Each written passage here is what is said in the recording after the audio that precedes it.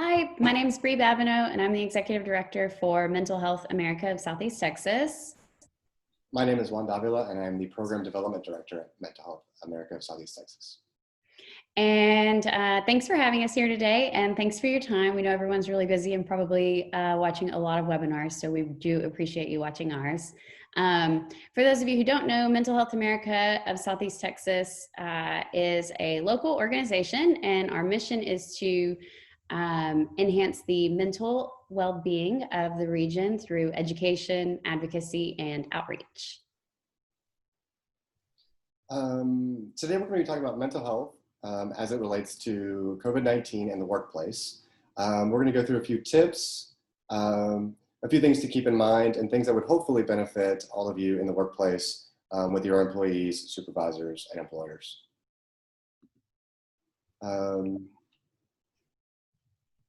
So I want to start off today with the slide that comes after this one, which is a quote. Stephen W. Smith is an administrator at an Illinois behavioral and mental health organization. He wrote this before COVID-19, but basically he wants to bring attention to the fact that mental health impacts a lot of people, and it's in the workplace. And the idea of ignoring that really is just detrimental to the organization and the workplace's productivity. So remember, while we're going through this, that this is not only beneficial for the individual, but also for the organization. Here in just a little bit, I think Bree's going to go through what exactly is mental illness. Yeah, so what is mental illness? Mental illness is a brain-based, or can be a brain-based health condition involving our emotional, psychological, and social well-being. It's typically characterized by changes in functioning, so changes in your thoughts, feelings, and or behaviors. It also affects how we handle stress, relate to others, and make choices.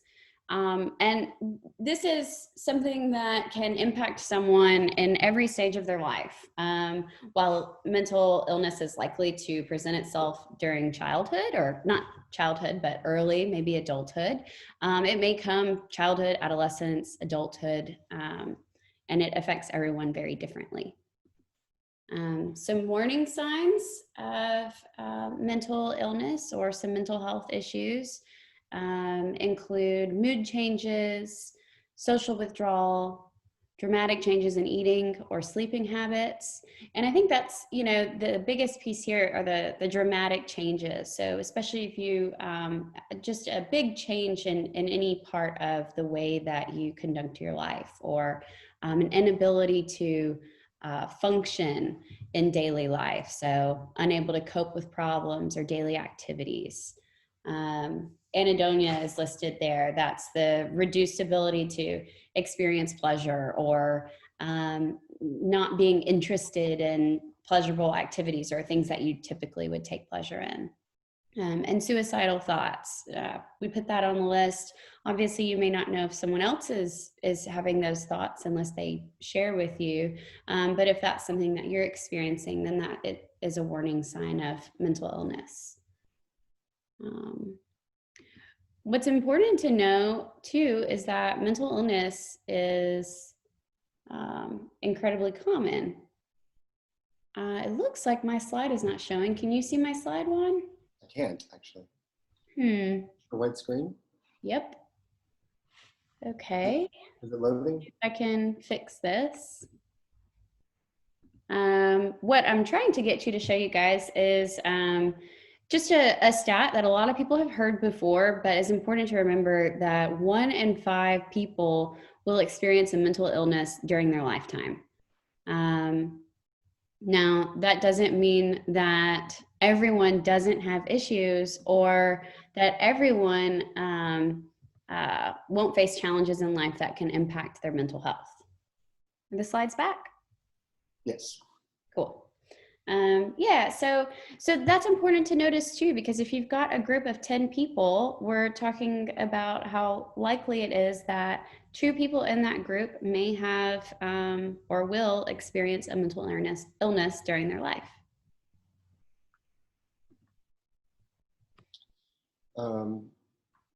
when keeping that in mind, just the numbers, it's important to think about what those hidden costs of ignoring mental health problems are when you're talking about a workplace or an organization, a business. Prior to the pandemic, the WHO estimated that depression and anxiety alone cost the global economy about $1 trillion annually. And to kind of break that down a little further, it's estimated that for every dollar that you invest into the treatment of common mental disorders for your employees or for those around you, it'll return $4 in improved mental health and productivity. That will obviously show up on the back end. This is a quote by Johnny C. Taylor, who's the president and CEO of the Society for Human Resources Management. He really talks about COVID-19 taking a toll on everyone right now, and that it's really an important time to double down on breaking the stigma and guaranteeing that employees know what resources are available, what benefits are out there, how they can be accommodated. Because ultimately what it boils down to is that an employee who is happy and healthy does a much better job. And so it's not just about the individual, though that is important.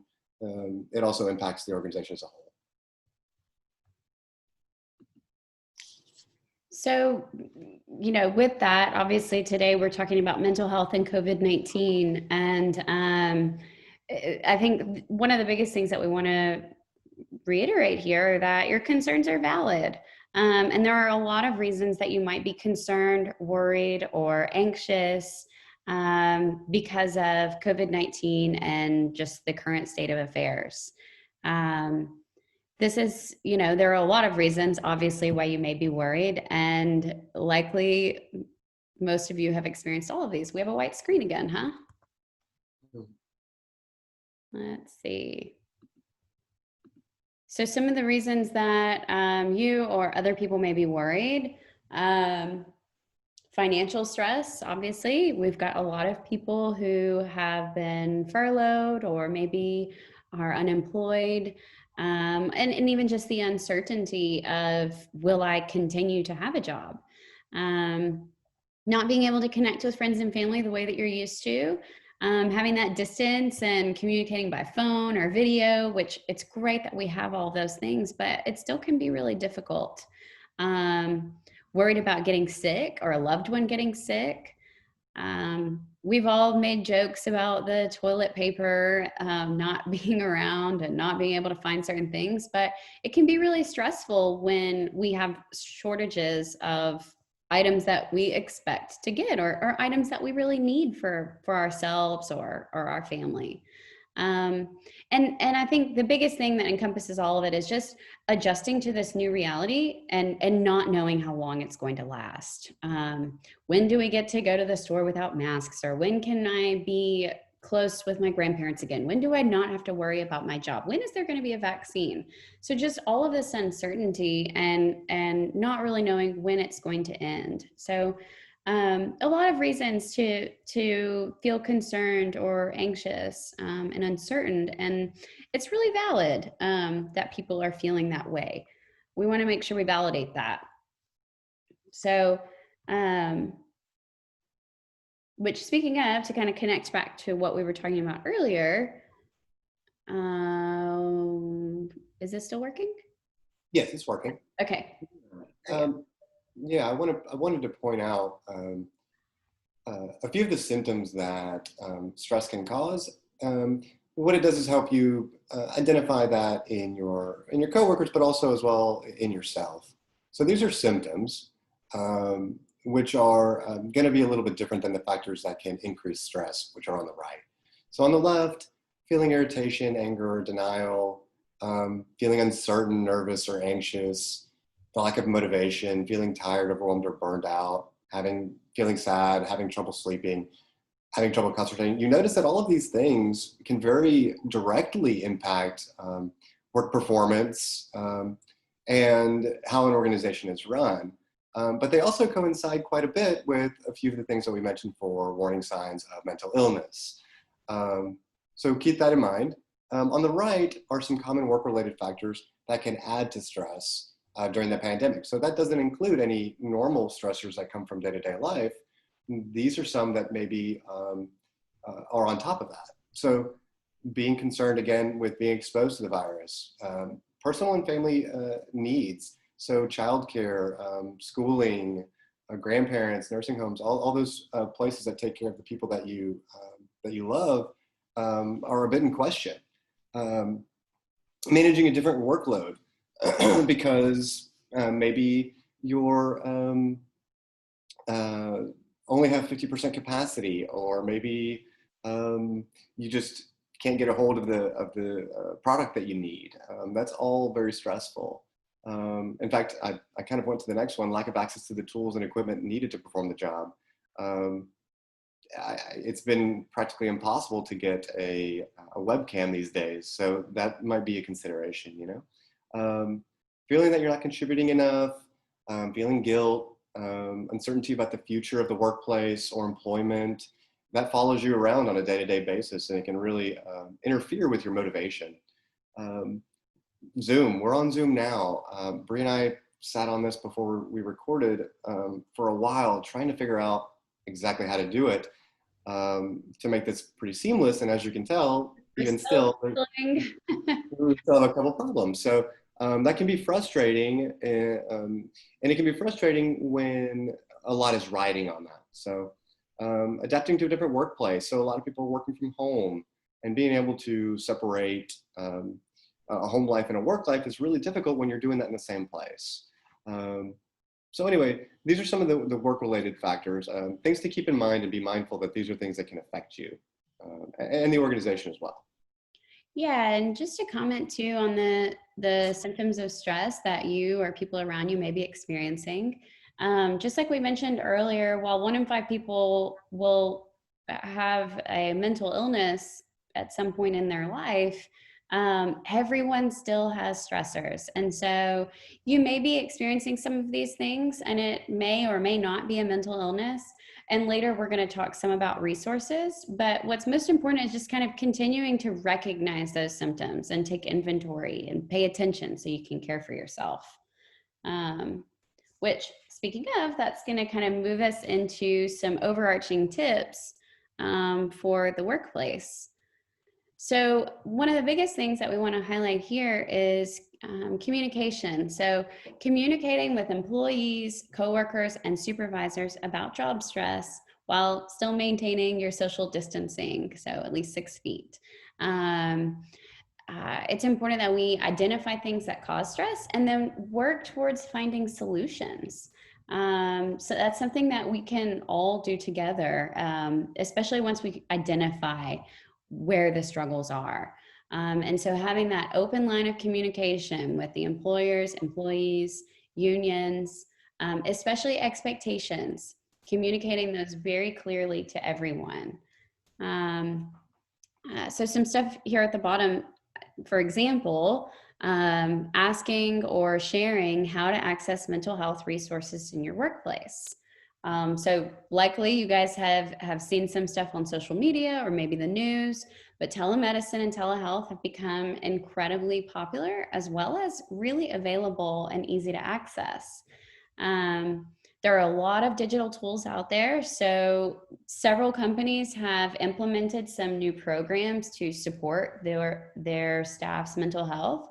And really, this is the time that we need it more than ever. So for example, Starbucks has started offering 20 sessions per year to all of their employees and dependents. And so there's some other things here. You can see a meditation app called Headspace. Other companies like General Electric, Google, LinkedIn, Unilever, and Hyatt are also giving access to their employees.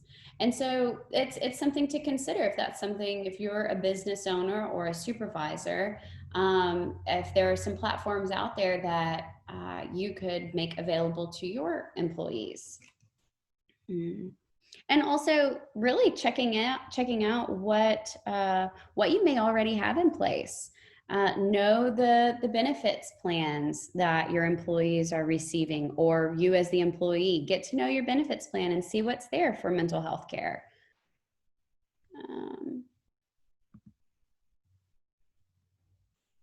Okay, so I think the word that coincides the most with the pandemic is uncertainty. You hear it tossed around.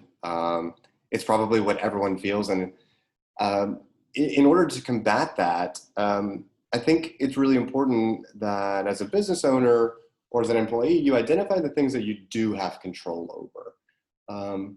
Once you have identified those things, do your best to increase that sense of control. That can pretty directly combat feelings of uncertainty.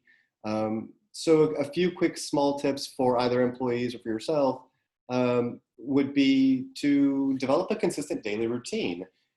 Ideally similar to something that you had before the pandemic. That's not always possible, obviously, but if possible, that is something that you can strive for. So just keeping a regular sleep schedule, making sure that you take breaks from work.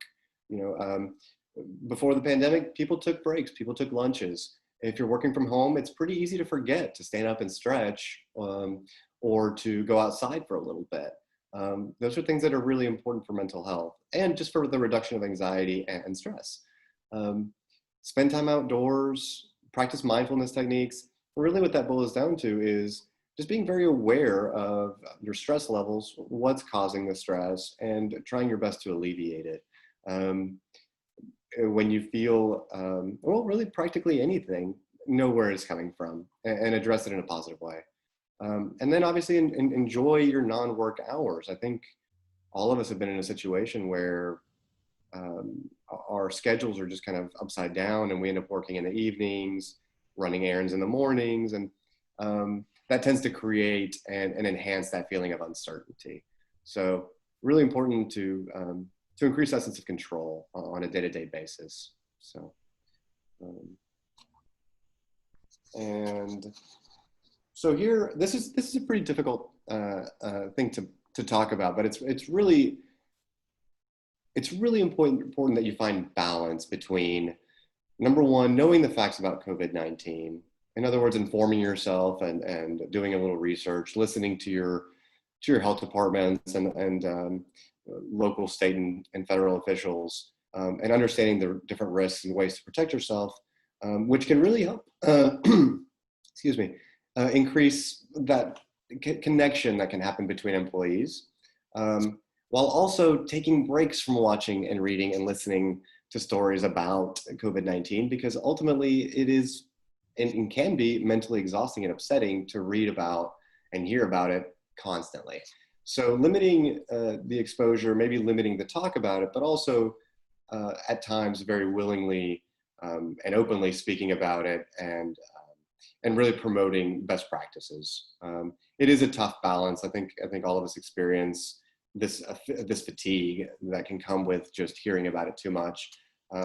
But it is important that we stay on top of new developments and the facts so that we can do the best we can to protect ourselves and our workplaces as well as the community.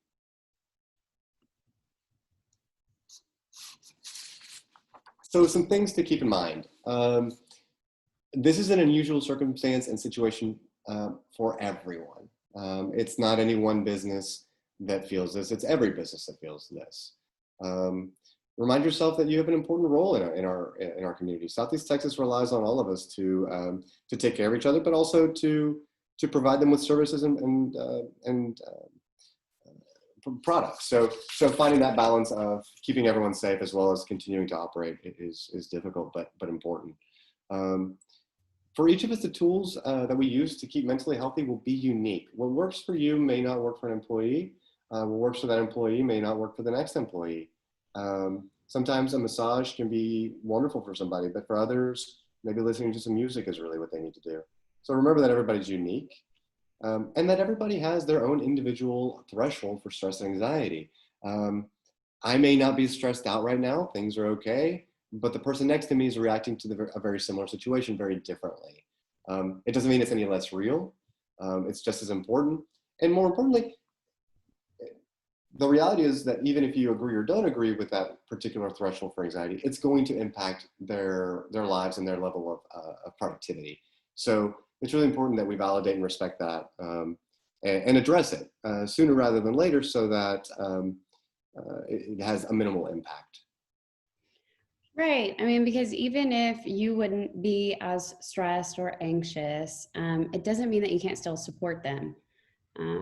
Which brings us to reach out when you feel concerned for someone. And same, if you're having some issues or if you feel like you're needing some help, reach out for support. Um, Connection is key. So, connecting with others, it may be a bit difficult right now. It might only look like phone calls or text messages or even mailing letters, video chat, and social media. But that connection is still really important. That's your opportunity to talk to someone that you trust about your concerns, how you're feeling, or how the pandemic is affecting you. It's also really important that we check on others, like I was saying. Helping others improves your sense of control, belonging, and self esteem. So, finding ways to support others, we might have to get a little bit creative, but I think the drive by parties that people have had, the social distancing, hellos when you're going on walks, it's a really small thing, but it's still a great way to connect with someone. And it's important that we still connect and check in even in the workplace. Um, so, offering that social support, especially if they're showing signs of stress like depression or anxiety, is especially important. Um, so we know that this can be really difficult in our society, and especially probably in the workplace. Unfortunately, there's a stigma that surrounds mental health. According to the Harvard Business Review, only 14% of workers have ever heard senior leaders discuss the importance of mental health. So this doesn't mean that as a leader or even as an employee, you are obligated to tell someone about your own mental health struggles, but even just addressing it, encouraging your employees or coworkers to continue to take care of themselves, protect themselves against the virus, a physical health concern, and also protect their mental health during this time. Through self-care strategies, whether it's like Juan was mentioning earlier, getting a massage, listening to music, exercising. There's a wide variety of things that people do to take care of themselves. And then of course seeking professional help if that's needed. So candidly and openly speaking about it is really key to break that stigma and to make sure that the people around you feel like they can reach out to you for help. Yeah, Um, I'll very briefly mention it yeah. really is a trickle down effect, and you really want to lead by example when it comes to that. If you approach it candidly and respectfully, then employees typically respond in the same way and feel encouraged to talk about their concerns more openly as well. So it really is a bit of a culture change, one that benefits everyone at the organization as well as the organization. So. Right, right. Because we're talking about benefiting the individual by taking care of them and their mental health. But also, as we talked about earlier, when you've got a healthy, happy person, then we're talking about a more productive employee. So, how to get help? So here are some things. So if you identify um, an individual or find yourself in a position where you feel like you might be experiencing a mental illness or just have some concerns, one of the first things you can do is take a screening. Screenings typically aren't meant to diagnose, but they can give you a bit of a direction for what to do next and to help identify a little bit of what you might be feeling. Reaching out to people, I know we spent quite a bit of time talking about connection, but ultimately what others are protective factors. They help us mitigate risk factors that that really kind of help us all out to stay strong, to stay positive, and to encourage us to seek out further help. So reaching out can really kind of be a really great support. Lastly, call a doctor or a crisis hotline. Encouraging employees to find the appropriate resource to remedy the situation is really important, because ultimately, mental illness is a treatable is treatable, and so it should be looked that way. And so, calling your doctor and finding the appropriate resource is really important. So we'll talk a little bit about that in just a second, because we have quite a list of resources that are important to have handy in the workplace, just in case somebody ever needs it. Yeah. Yeah, so resources, we talked about screenings. There's a link here that you can go to, and all of these resources we're happy to send out in more of a PDF version if needed. So mental health screenings, we also have the number here for the crisis hotline. They're available 24/7. You can also get a screening there with a person. You can text or call. There's also the National Suicide Prevention Hotline. It's a great number to have on hand if you encounter someone that tells you that they're thinking about suicide. Then this is a great number to call to get a person to speak to them immediately. You can also dial 211, visit 211.org for a gamut of resources. The Disaster Distress Helpline. And then there's a couple of specific COVID-19 resources here. So again, a support line that you can call, and then 2 links that we added here, one specific to workplace safety, and also the CDC's site for coronavirus stress and coping. And then last, kind of back to us, some resources that we have to offer. We have some printed resource guides. They're little booklets that are a comprehensive listing of local resources. So mental health services, but other things such as food pantries or substance use services, financial assistance, things like that. And then we also can do presentations and trainings, some like this, as well as certification trainings like mental health first aid and Ask About Suicide to Save a Life. Here's our contact information. The best way to reach us right now is our email. So we are in and out of the office doing our best to social distance, but if you send an email, we'll get it immediately and be able to respond to you. That's something that I would really encourage. This was a relatively brief PowerPoint, but if there are questions or things that you'd like for us to elaborate on, by all means, let us know, and we'll do our best to answer any of those questions. This just all kind of happened, but at the same time, it's been around for a little while. So there's research coming out constantly. But we know that mental health has impacted the workplace for a long time, and we're still going to strive to bring that to the forefront.